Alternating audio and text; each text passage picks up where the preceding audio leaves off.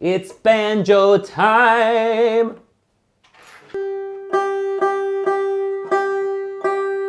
Fun fact, the banjo originally had 4 strings, and then they added a higher string, but they added it on top. That's why the peg is in the middle of the neck, is because they just added it later. And down here was already pretty full. Or maybe somebody only had like this much string, and they said, man, I really want to put a 5th string on this banjo, but the string just isn't long enough. And their buddy next to him is just like, dude, why don't you just put it in the middle of the neck? And he's like, you're a genius. That's the story of how the tuning peg got to be in the middle of the banjo. Recording 3 Villainous Ministers.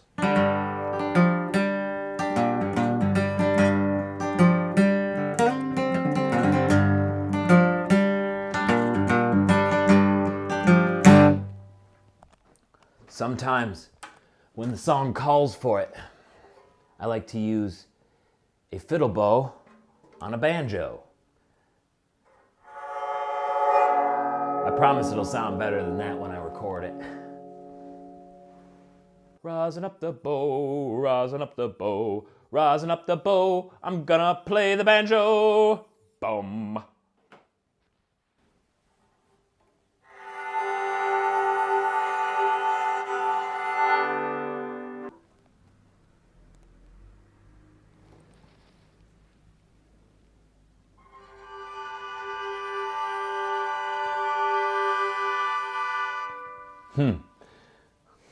Let's try that. It's eerie.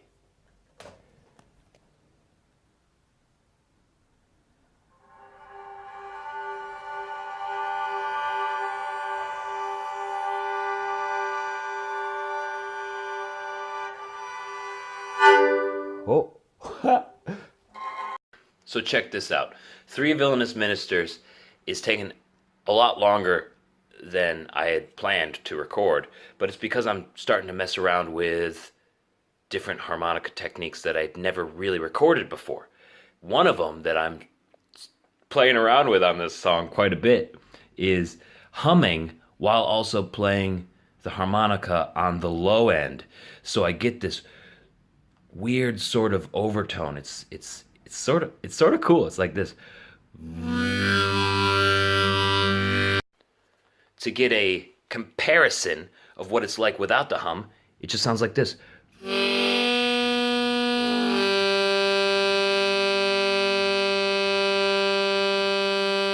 And then we add the hum.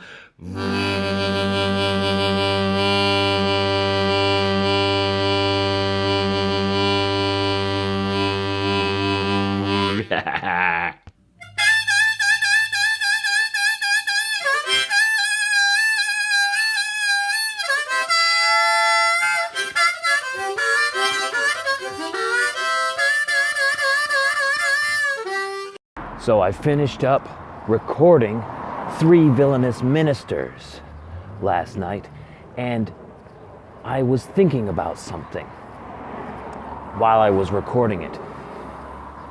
You see, the song is about a situation that happened in Mongol history.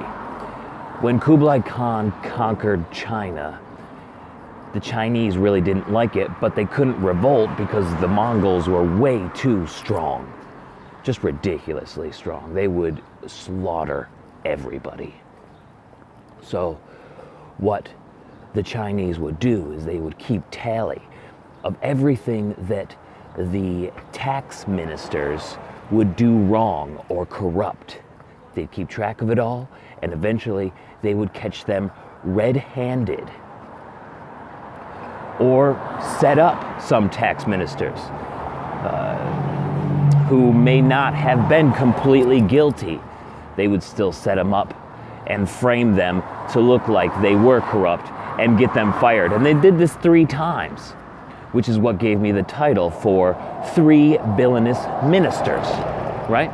When I was growing up, one thing that I really wanted to be was a history teacher, actually, because I had a really awesome history teacher named Dr. Nietzsche, and he made it really fun. He was able to tell great stories, and that's what I really liked about it. I liked the stories in history, and I liked the way that you can tell them, how you can share stories. And I still really like stories, but I had to stop pursuing being a history teacher because the way that you're taught to teach now just seems ridiculous to me.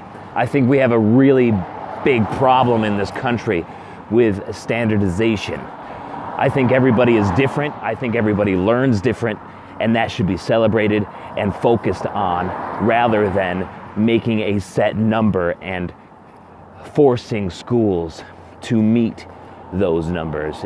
It's causing a lot of problems. There's nothing wrong with kids learning in different ways.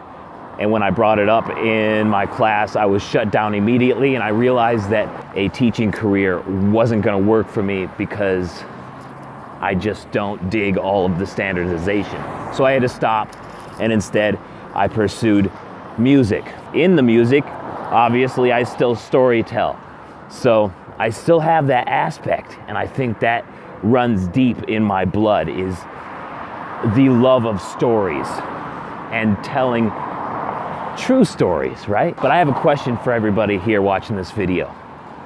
What did you want to be when you grew up, when you were a kid? Are you doing that now? And if you're not, do you incorporate aspects of what you wanted to be into your current career? Because I think we all have something special that runs in our blood that we're just going to apply to everything that we do. And I want to know what it is for you. Watch for 3 Villainous Ministers coming here at the end of the month. Thanks for watching. Peace. We made 3 villainous ministers with our textbook conspiracy.